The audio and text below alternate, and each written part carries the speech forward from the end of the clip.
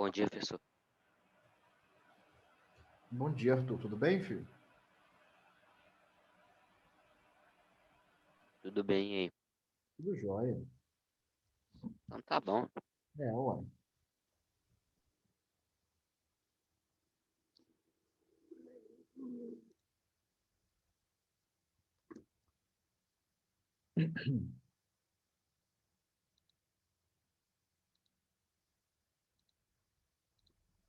Vou esperar mais 2 minutinhos, tá, gente?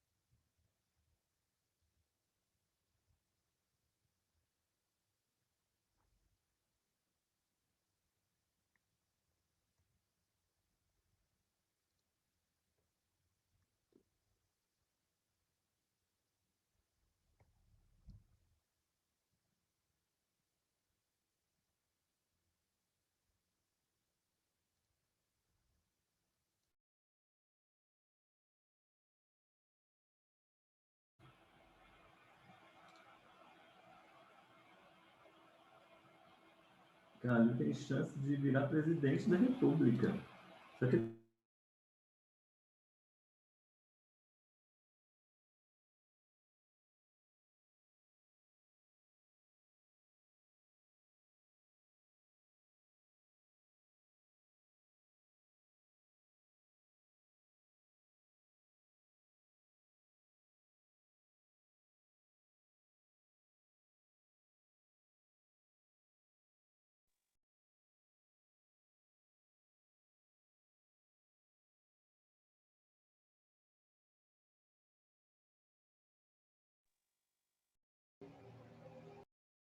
Ô, gente, bom dia então a todos. Vamos começar aqui então. Eu vou, compartilhar aqui.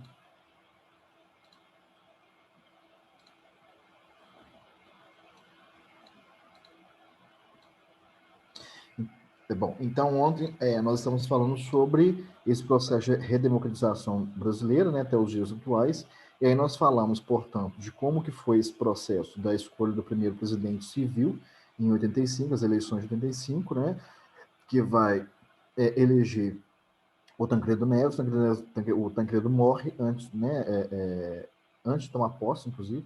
Ele morre, na realidade ele morreu, né, ele morreu, e quem assumiu foi o Sarney. Lembrando que o Sarney, ele era do PDS, que é o Partido dos Militares. Bom dia, desculpa o atraso. Oi? Bom dia, professor, desculpa o atraso. Ah, tá, bom dia, tudo bem. E aí o Sarney vai assumir em 85 como presidente interino, né? Como presidente interino. E aí ele vai assumir sobre sobre problemas muito sérios, né? Porque o Sarney, ele vai, quer dizer, ele vai receber um país, né?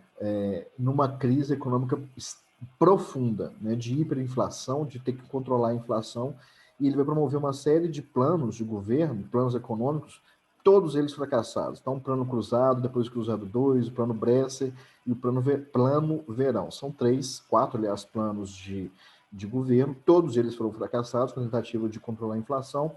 Chegando em 89, a inflação estava absurda, em torno de 2.000% ao ano. Então, é um negócio completamente fora de noção, assim, né? No governo como é que chama? Do Sarney, será promulgada a Constituição, né? Ele vai convocar uma Assembleia Constituinte. Essa Constituição vai ser promulgada no dia 5 de outubro de 88, é uma Constituição que nós vivemos sobre ela até hoje, é considerada, né, uma Constituição cidadã, que ela vai, dentro da Constituição, ela vai colocar ela vai instituir uma série de direitos, né, inclusive para políticas públicas no Brasil, etc. Que estão sendo destruídos agora, né, nos últimos tempos, nos últimos anos, a Constituição vem sendo destruída, mas é essa Constituição linda e maravilhosa. Um dia leia a Constituição, né, ela é linda, né? Falamos também da situação dos povos indígenas ontem, e falamos sobre a sucessão, né, governamental. Então, o primeiro aqui em relação ao Fernando Collor de Mello, o Collor, então, né, em 89, depois de 29 anos, você vai ter eleições diretas, vou pegar minha canetinha aqui, né? Nós falamos sobre essas eleições, as eleições de 89, foi uma eleição muito disputada, foram vários candidatos à presidência, né? O pleito foi para o segundo turno, entre o Collor e o Lula, né? Foi uma eleição suja, muito suja, e quem vai ganhar é o Collor. O Collor, como eu falei com vocês, é um político, ele era muito novo na época, assim, para ser presidente, ele tinha 30 e poucos anos de idade. Acho que a Constituição, para ser presidente, tem que ter no mínimo 35, eu acho que é isso, né? Então ele devia ter 36, 37. Né? Ele era jovem e bonito, ele era um homem bonito, e isso tudo contribuiu para ele ser eleito, etc. Fizeram uma série de propagandas a favor dele e tal. E o Collor, então, ele vai também ter essa incumbência de resolver o problema econômico da inflação brasileira, né? Então ele vai mudar a moeda pelo cruzeiro, o mercado brasileiro foi aberto às importações, né? Ele vai promover essa abertura de mercado no Brasil, o primeiro vai fazer isso. Então, principalmente para carro, né, para automóveis e eletrodomésticos e tudo, isso é um problema sério, porque ele vai quebrar muitas empresas brasileiras e vai gerar muito desemprego com isso, porque, como diz aqui, ó, provocou a fusão e o quebra de várias empresas brasileiras que não estavam preparadas para competir no mercado internacional, no mercado mundial. Vai promover, então, o confisco das poupanças, das contas correntes, congelar salários e preços, isso vai quebrar muita gente. Empresas estatais, privatizou uma série de empresas estatais, né, demitiu milhares de funcionários públicos, né, gerando mais desemprego ainda. E, quer dizer, essa política econômica lá do confisco, junto com todo esse desastre econômico do governo Collor, vai levar ele a um processo de impeachment por corrupção, né, essa coisa de caixa 2 lá na campanha dele, né, que foi organizado pelo PC Farias. Eu lembro disso. Foi um escândalo. Depois encontraram o PC Farias morto num quarto de hotel com a mulher. Um negócio escandaloso na época. Bom, então em abril de 92, vai ter o irmão dele, Pedro Collor, vai denunciá-lo por corrupção. Aí a CPI é aberta em maio de 92, em agosto começa esse movimento dos caras pintados, né, que vão às ruas exigindo o impeachment do Collor. Lembrando uma coisa, a Rede Globo de televisão, né, ela foi um veículo que apoiou irrestritamente o processo de impeachment do Collor, viu? Irrestritamente. E aí, em 72, em setembro, a Câmara aprova a abertura do processo de impeachment. Em dezembro, antes do Senado votar o impeachment, o Collor renunciou à presidência. Mesmo assim, ele foi julgado e teve seus direitos políticos cassados por 8 anos. Depois de 8 anos, quer dizer, os direitos políticos impedem ele de candidatar, né, a um cargo público. Candidata. Então, ele perdendo os direitos políticos, ele não pode se candidatar, etc. Mas depois de 8 anos ele vai se candidatar e vai ganhar até hoje, né? Ele é hoje senador. Hoje ele é senador aqui no Brasil, né, pelo estado de Alagoas. Bom, então quando ele é impeachmentado, em 92, quem vai assumir no lugar dele vai ser o Itamar. Uma coisa. A Constituição de 88, ela estabelece o mandato presidencial de 4 anos, porque é de 67, a anterior, né? A Constituição anterior, ele estabelecia o mandato presidencial de 5 anos, então ele diminui para 4. Então o Itamar Franco ele vai assumir e ele vai governar de 92 a 94, ou seja, ele vai completar o mandato, né? O Itamar, então, ele é um político tradicional, aqui, ele é de Juiz de Fora, era, né, porque morreu, ele era de Juiz de Fora, ele vai assumir, então, esse governo extremamente conturbado e também com a função de resolver o problema da inflação no Brasil e tornar o país, né, quer dizer, a moeda brasileira estável, estabilizar a economia de maneira geral. Então, o vice de Collor, Itamar Franco, convocou um plebiscito previsto para 88, na Constituição de 88, para que a população decidisse sobre a forma de governo. Eu lembro desse plebiscito, eu lembro disso, estava na escola. Fizeram até trabalho sobre isso na época. Oi? Ok. Então, houve esse plebiscito sobre a forma de governo, se monarquia ou república, né, o sistema de governo, presidencialismo ou parlamentarismo. A maioria da população votou pela manutenção da república presidencialista. Né, isso estava previsto na Constituição. Houve esse plebiscito e tal, os monarquistas perderam feio, né, e o parlamentarismo também. Então, foi decidido por consulta popular pelo sistema republicano e presidencialista. Em 94, então, Itamar lançou o Plano Real, né, que é a moeda que nós temos até hoje, né, que hoje em dia já foi para as cucuias também. O real hoje em dia é uma das moedas mais valorizadas do mundo. Há pouco tempo eu li isso, se não me engano, na revista, como é que chama? Exame, né, que é uma revista super liberal, né, falando sobre isso. Acabaram com o Brasil nos últimos anos para cá. Então, Itamar lançou o Plano Real, que é um plano de estabilização econômica criado pela equipe do ministro da Fazenda, que é o Fernando Henrique Cardoso. O Fernando Henrique Cardoso, ele é ainda um sociólogo importantíssimo no mundo, ele tem reconhecimento internacional. Eu li Fernando Henrique Cardoso, quando a gente, né, na época, na faculdade de História, a gente estuda o Fernando Henrique Cardoso. Ele tem uma teoria do subdesenvolvimento, né, como que as economias dos países subdesenvolvidos se organizam, né, que é genial, né? Ele fala sobre essas amarras coloniais, a economia de dependência, é isso, né? São economias de dependência que elas se organizam, elas se desenvolvem sendo dependentes de grandes economias, né? E ele critica isso, né? Quer dizer, ele fala que o grande problema dos países subdesenvolvidos, né? Porque naquela época não tinha essa coisa de desenvolvimento ainda não, Quer dizer, ele vai desenvolver isso na década de 60, 70, na realidade na década de 70, falando o seguinte, olha, que os países latino-americanos, especificamente os países latino-americanos, eles criaram um tipo de economia que é dependente e que para se desenvolver, né, ela tem que criar autonomia, ou seja, deixar as amarras de dependência dos países envolvidos, né, dos grandes países, das grandes economias. Né? E o Fernando Henrique Cardoso, quando ele vai lançar o Plano Real e depois, enquanto presidente, ele até fala isso, né? Esqueçam tudo que eu escrevi, né? Vou fazer outra coisa. Ele subverte completamente a própria teoria e vai implantar exatamente o contrário de tudo que ele desenvolveu enquanto pesquisa sólida, reconhecida internacionalmente. Ele vai implantar exatamente o contrário no Brasil.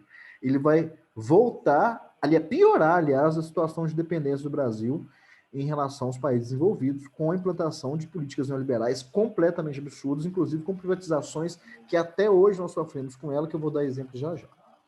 Então, resultado imediato, né, o Plano Real, né, as principais medidas do Plano Real foram o seguinte: primeiro, a instituição de uma nova moeda, o real, né, em paridade com o dólar, ou seja, o real, né, a moeda, ela valia o mesmo que o dólar, ou seja, R$1, $1.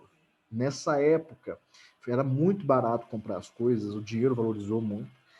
Depois, redução da emissão de moeda, né, para evitar a inflação, né, a elevação das taxas de juros e restrição das vendas a prazo. Por quê? Isso é uma medida interessante. Isso é uma medida muito interessante. Por quê? Se você tem uma situação de instabilidade absurda na economia, você tem que aumentar a taxa de juros. Quando você aumenta a taxa de juros, você deixa o dinheiro mais caro. né? Então, ó, você vai fazer um financiamento de, sei lá, de carro, por exemplo, né? Se os juros estão mais altos, você vai pensar duas vezes, porque vai ficar muito caro a parcela para você comprar o seu carro, né? Se os juros estão mais baixos, fica mais fácil você fazer isso. Por quê? Porque se você faz o financiamento a longo prazo, né, ou a prazo, seja lá o que for, isso é um problema para o futuro do país. Porque se o país já está em crise, se a crise se aprofundar e você, por exemplo, ficar desempregado, como é que você vai pagar o seu financiamento? E aí você tem uma cadeia de problemas, né? Então você não paga o seu financiamento, o banco quebra, né? E aí você tem uma bola de neve de destruição na economia. Então, é uma tentativa de conter o consumo para fortalecer e equilibrar, estabilizar a economia, pelo menos a curto prazo.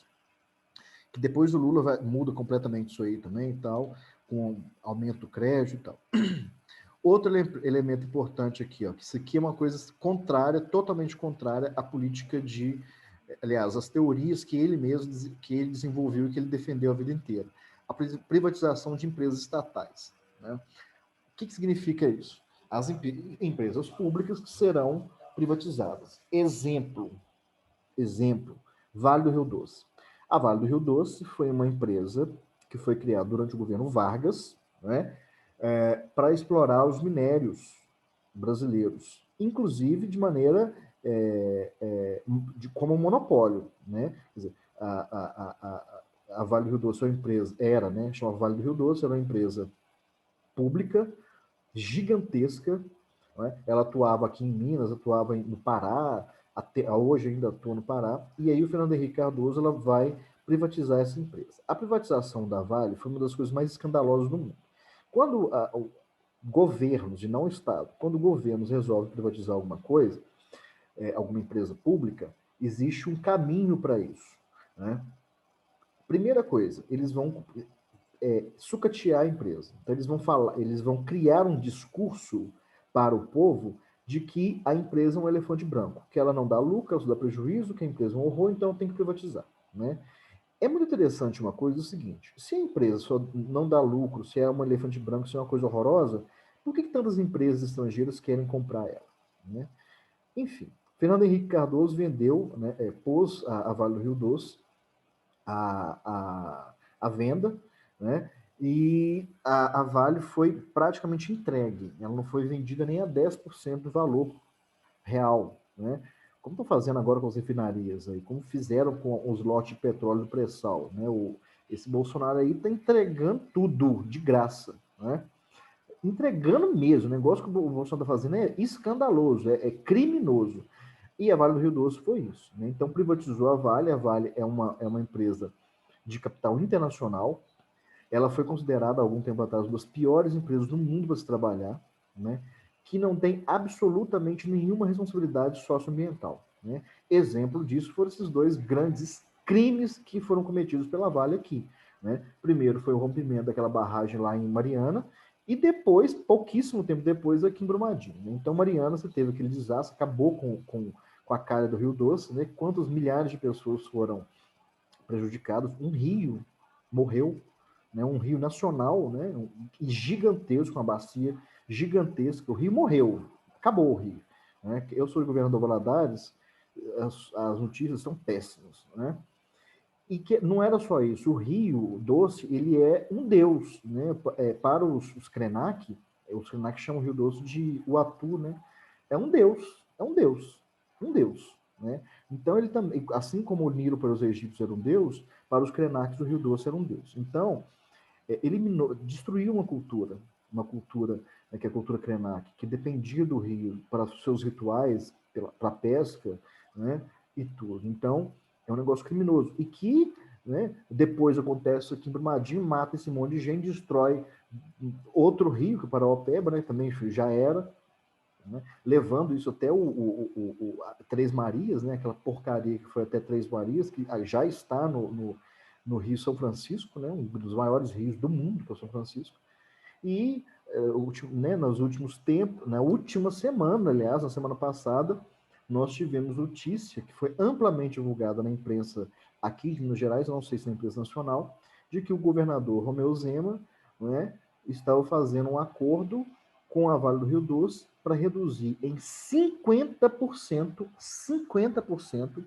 os valores que a Vale, né, deveria pagar para a gente, 50% dos valores que a Vale deveria pagar como indenizações, como reparação, como tudo. Porque o próprio governador está querendo, está passando pano, está passando a mão na cabeça, né, da empresa que destruiu parte do Estado, né? Então é essa que é o nosso governador aí, Romeu Zema, né? Quer dizer, ele está governando para quem? Né? Aos interesses de quem? Destrói o Rio, beleza, deixa para lá. E não foi só isso, né? O Fernando Henrique privatizou uma série de coisas, gerou muito desemprego com isso. Por mais que a economia estava estável, eu lembro disso, né? Já era adolescente nessa época. O período do governo Fernando Henrique Cardoso foi um período de pobreza para o Brasil, de muito desemprego, de muita dificuldade, né? E abertura aqui, né, da economia brasileira, nacional, às importações, assim como fez como é que chama? O Collor, né? O resultado imediato foi a queda da inflação, que passou de 47,94 para 3% no final do ano. Então, quer dizer, você tem uma redução inflacionária gigantesca, né? 3% de inflação ao ano é uma estabilidade muito significativa, né? Inflação de 3% é praticamente nada. Então, o Fernando Henrique alcançou muita popularidade com esse do Plano Rural, é real. Em março de 94, ele deixou o ministério para concorrer à presidência da República, elegendo seu primeiro turno com 50% dos votos. Bom, Fernando Henrique Cardoso, o primeiro governo dele, né, de 95 a 98, né? Então você tem, primeira, quer dizer, isso que você tem que entender aqui, ó. Implantação definitiva de políticas neoliberais. Uma coisa, coloquei 3 questões na prova de vocês sobre neoliberalismo. Anotem isso, tá? Coloquei 3 questões sobre neoliberalismo na prova de vocês, tá? Primeira coisa, ele vai aprofundar políticas neoliberais, que ele era totalmente contrário dentro da teoria de dependência dele dos países econômicos dos países latino-americanos, né? Então ele vai implantar isso goela abaixo no povo brasileiro, e agora está sendo reimplantado, né, de maneira mais abrupta ainda, mais violenta. Então, ele vai propor emendas constitucionais possibilitaram a quebra do monopólio estatal na exportação do petróleo. Olha para você ver. Porque quando nós estudamos lá o segundo governo Vargas, né, de 1950, quando ele é eleito presidente, e aí você tem ali uma discussão importante, né, quando forma a Petrobras, o Vargas como um nacionalista. O Vargas é um canalha e tudo, mas ele era um nacionalista. O Vargas, ele vai propor a criação da Petrobras como uma empresa estatal, 100% estatal, né, de exploração, de monopólio de exploração do petróleo. Ou seja, só o governo poderá explorar o petróleo brasileiro. E aí teve uma discussão muito grande na época, né, quer dizer, os partidos da elite extremamente conservadora e entreguista brasileira, na época a UDN, né, União Democrática Nacional, começou a pressionar, as Forças Armadas pressionaram Vargas, e houve movimentos populares, né, chamado Movimento do Petróleo é Nosso, e o Vargas conseguiu, então, criar a Petrobras como uma empresa 100% nacional e a exploração do petróleo brasileiro 100% nacional também, e, né, cujo monopólio seria da Petrobras, né? O Fernando Henrique Cardoso derruba isso. Isso também é uma medida neoliberal, né? Então acaba com o monopólio estatal na exploração do petróleo, né? Então ele vai fatiar a Petrobras, né? Embora a Petrobras permaneça até hoje, né, aos trancos e barrancos, porque agora o Bolsonaro resolveu privatizar. Primeiro já privatizou todos os campos do petróleo do pré-sal. E agora eles começaram a fatiar a Petrobras, né? Estão querendo já começaram a privatizar as refinarias, né? Como não conseguiram privatizar tudo aí de uma vez, eles começaram a fatiar, né, para o povo não ficar louco, começaram a fatiar a Petrobras para ir privatizando, acabando com ela aos poucos. Então as refinarias estão sendo privatizadas, as refinarias são as indústrias de transformação do petróleo, né? Os campos já foram, né? O Bolsonaro já entregou tudo, começou com o Temer, e agora eles estão querendo privatizar a BR Logística, né, que é uma das empresas subsidiárias lá da Petrobras. Então, eles estão pegando e acabando com tudo aos poucos, né, que a intenção do Bolsonaro é acabar com tudo, destruir tudo que o Brasil tem. tudo, completamente, né? E eles estão conseguindo. E pior que o povo está achando lindo, né? Então ele acaba com isso, porque embora a Petrobras, o Estado brasileiro, né, na União, seja a sócia majoritária, é uma empresa pública ainda, né, de economia mista, mas é uma empresa pública, seja a sócia majoritária da Petrobras, né, não existe um monopólio, quer dizer, o restante, os 49% foi fatiado. Então, colocou a venda, quase que a metade da Petrobras, para as grandes empresas, indústrias, grandes petroleiros do mundo. Então, a Shell, a Chevron, tudo tem participação na Petrobras, né, hoje. Né? Então, por isso que eles estão doidos para privatizar, para pegar o resto. Né? E aí vocês já podem imaginar o que vai acontecer. Da mesma forma que aconteceu com a Vale, né? Quer dizer, quando a grande corporação toma conta de tudo, ela destrói tudo também, né? Porque ela não tem nenhuma responsabilidade. A responsabilidade da empresa é só com o acionista. Ah, e o povo? Não, o povo se ferra. Ah, mas o meio ambiente? Que está preocupado com isso? Não. Né? Então é isso. Né? Grande corporação não tem nenhum compromisso com responsabilidade social, responsabilidade nenhuma ambiental. A Vale é um exemplo disso. Né? Destruiu tudo e está destruído e pronto, acabou. Né? O Rio Doce acabou e pronto. Né? Criou a Fundação Renova para falar que está fazendo alguma coisa. Todos os dias movimentos protegidos de barragens. Né? Cadê Bento, que até hoje não foi construído? Né? Que foi a primeira coisa que eles assinaram deveria ter ficado pronto há 2 anos atrás. Cadê Bento? Até hoje nada. Né? A Fundação Renova, ela faz uma paliativa aqui e ali, mas não faz nada. Né? Então, e aí?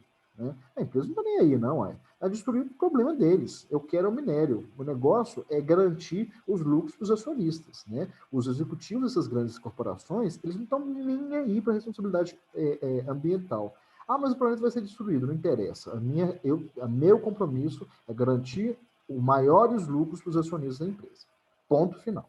Então, a Petrobras sendo totalmente privatizada, e será em breve, vocês podem esperar isso, né, se esse governo continuar aí, vocês podem esperar que muito breve a Petrobras já era.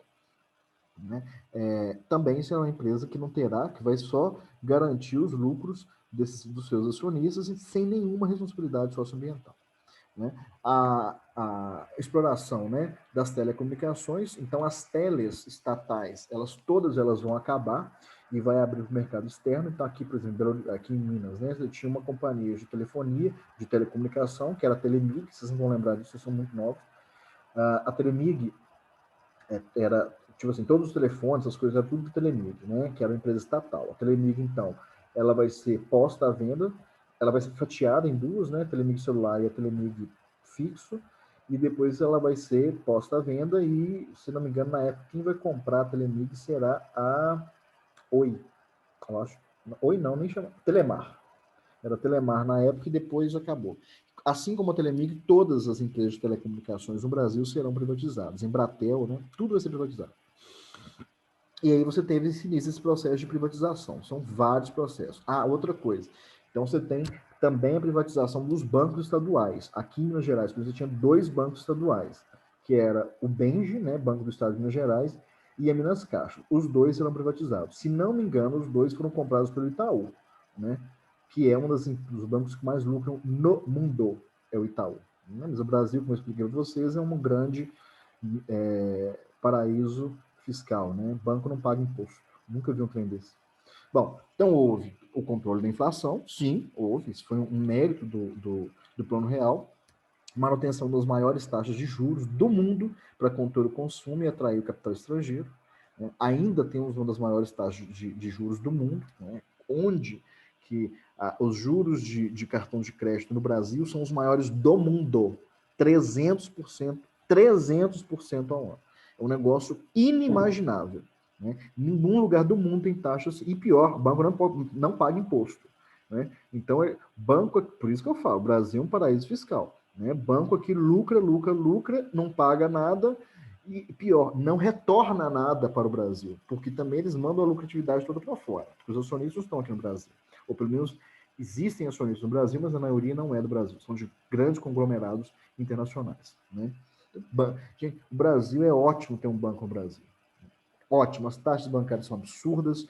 Esses dias eu estava olhando financiamento de imóvel, e aí eles têm, gente, taxa de abertura de crédito, R$ 4.000. Quer dizer, você já vai pegar um empréstimo para comprar um negócio, né? Você vai pegar um empréstimo. Aí, e vai pagar juros, óbvio. Aí você tem que pagar uma taxa de R$ 4.000 porque o cara tá te emprestando, além dos juros. Isso é agiotagem, é juros sobre juros. Entendeu? Os bancos no Brasil ganham dinheiro demais, né? E o que eles retornam para o Brasil? Nada, porque nem imposto eles pagam, né? 97, então, você tem a aprovação da emenda constitucional, que possibilita a reeleição do presidente, que a Constituição não permitia, né? De presidente, de governadores e prefeitos, que a Constituição de 88 não permitia. Configuram-se baixíssimos índices de crescimento econômico e elevada taxa de desemprego. Aqui que eu falei com vocês. Neoliberalismo só leva a isso, porque abre a economia para o mercado externo, privilegia o banco, principalmente, né? E enriquece setores externos, não gerando emprego aqui, né? Controlando muito a inflação, mas controlando a economia, não gerando emprego, porque está importando demais, quebra as empresas nacionais. E essa é a política do Bolsonaro, por isso nós estamos com uma taxa de desemprego altíssima no Brasil, nós temos 14 milhões de desempregados no Brasil, isso significa crise profunda no capitalismo, né, na nossa economia, né? Vocês vão só ver, acabou o auxílio emergencial, esperem o ano que vem, a quebradeira que vai ser esse país. Não, outro elemento aqui, ó. Foram promovidas medidas de incentivo à cultura, com a ampliação do orçamento do MINC, né, do Ministério da Cultura, e a criação da Lei Rouanet, né, que beneficiaram muito o cinema nacional. Aí você tem uma ressurgimento do cinema nacional durante o governo do Fernando Henrique Cardoso, né, com a Lei Rouanet. A Lei Rouanet, para quem não entende disso, é dinheiro público, né? O que acontece? As empresas privadas, elas podem financiar a cultura, né? Só que a cultura, na realidade, ela gera muito emprego. Isso é bom, né? Ela pode financiar iniciativas culturais como shows, como teatro, cinema, circo, enfim, né? E com isso, o que ela investe, ela ganha com propaganda, né? E ela abate o imposto de renda da empresa. Então, é dinheiro público, querendo ou não é. Mas é o dinheiro público que está sendo revertido para a criação de emprego e para, obviamente, a promoção da cultura nacional. Então, querendo ou não, isso é importante. Então, durante o primeiro governo Fernando Henrique, batalha entre as forças políticas integrantes do Movimento dos Trabalhadores Rurais, do MST, evidenciaram o problema da questão de terra no Brasil, né? A questão agrária no Brasil, que ela historicamente é um problema muito grave. O Brasil é um país de latifúndios, né? O povo não tem terra. Existem a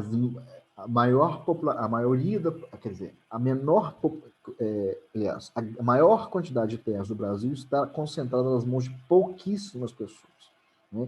E aqueles trabalhadores que necessitam da terra, ou do fatiamento da terra, não tem.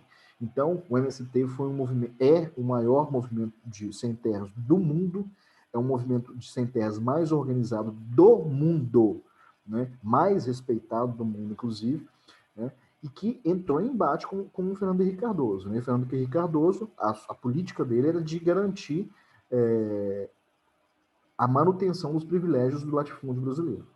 Bom, no segundo governo, então, do Fernando Henrique, de 99 a 2002, né, quer dizer, houveram as eleições em 98, né, ele ganhou as eleições de novo, foi para o segundo turno dessa vez, entre ele e o Lula perde e ele ganha no segundo turno, e ele vai aprofundar, então, essas políticas neoliberais no seu governo. Então, gente, que hora que deixa eu ver uma coisa aqui. Que hora que essa aula tem que acabar? 9h50, é isso? 9h50. Bom, os programas sociais de Fernando Henrique tiveram como resultado, primeiro, aumento de taxa de escolaridade, né, do ensino fundamental, que já era previsto, inclusive, na Constituição de 88. Porém, não garantiram a melhoria do desempenho dos alunos, que permaneceu baixo e permanece até hoje. Então, houve uma ampliação do acesso à educação, mas não um aumento da taxa de escolaridade, pelo menos do desempenho. Então, com programas como o combate à AIDS, né, e a lei de incentivo aos medicamentos genéricos resultaram, respectivamente, na queda drástica de mortes causadas pelo HIV e no barateamento de muitos remédios. Né? Isso aqui é uma política, inclusive, a política de HIV/AIDS brasileira é referência no mundo inteiro. É a melhor política pública de combate ao HIV/AIDS no mundo, é aqui do Brasil. Né? Inclusive, tem pessoas importantes aqui em Minas Gerais, na UFMG, que foram integrantes do grupo que criou esse programa de DST, não é HIV, é DST-AIDS, né? De DST-AIDS no mundo, daqui no Brasil. O professor Greco, né? O Dirceu Greco, aqui da Federal, importantíssimo, nesse infectologista importantíssimo. Muitas ONGs de defesa dos direitos humanos foram constituídas no Brasil.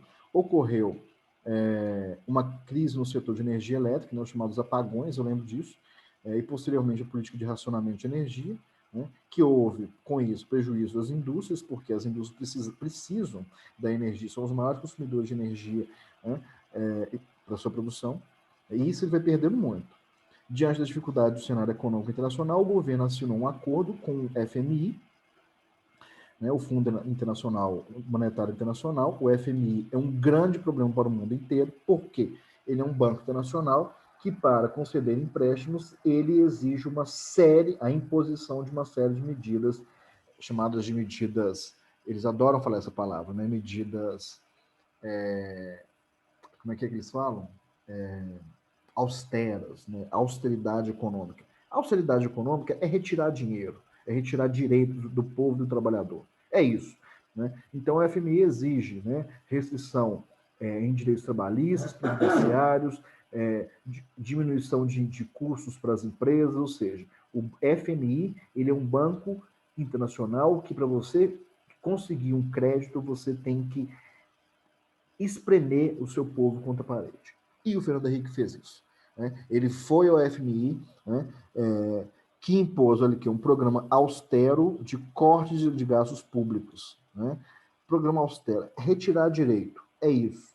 Né? As taxas de juros aumentaram ainda mais, reduzindo a atividade econômica no país, gerando mais desemprego e a baixa de consumo. Enfrentando um quadro de desemprego e de baixos salários, Fernando Henrique Cardoso terminou seu mandato com um índice de aprovação de apenas 23%. Só não foi menor o índice de aprovação dele do que do, como é que chama aquele outro? Michel Temer, que tinha 5%. Nunca vi uma pessoa... Como que um presidente consegue se manter na presidência com 5% de aprovação? É um negócio inimaginável, né? Só que para a elite aquilo era ótimo, porque ele estava promovendo uma série de reformas ali, o Michel Temer, né, que privilegia a elite, né? A reforma trabalhista, por exemplo, acabou com o direito trabalhista, né? Para quem? Para garantir mais lucratividade para as empresas, para o empresariado. Então, não conseguindo eleger seu candidato de sucessão, que era, se não me engano, José Serra, né, o Lula, finalmente ele foi eleito como presidente, né, o primeiro presidente no Brasil, né, que saiu, né, o Lula é um sindicalista que veio do sertão nordestino, de uma pobreza, né, quer dizer, ele veio da classe operária, né, ele é um trabalhador.